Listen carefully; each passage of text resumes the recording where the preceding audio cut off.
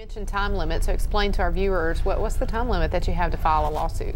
You have 2 years in Alabama. The torts, which is a non-contract right that somebody will have in Alabama, are typically negligent and wantonness. However, in a trucking case, there are other torts that come into play, such as negligent hiring, training, or supervising that driver.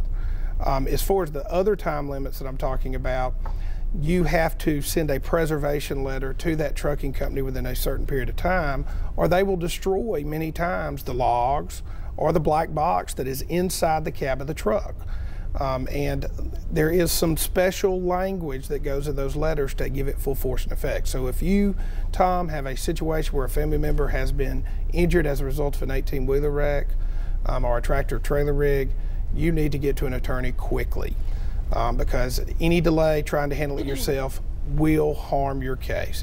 It can limit your recovery. Well, does it make it even more complicated if a truck's out of state and coming through the state of Alabama? Does that add sort of a whole other element to it? You may not be able to file that case in state court. You may have to go to federal court. And if all the more reason to have an attorney. Right. And if you've ever heard the term "don't make a federal case out of it," there's a lot of truth to that. Yeah. So. Okay.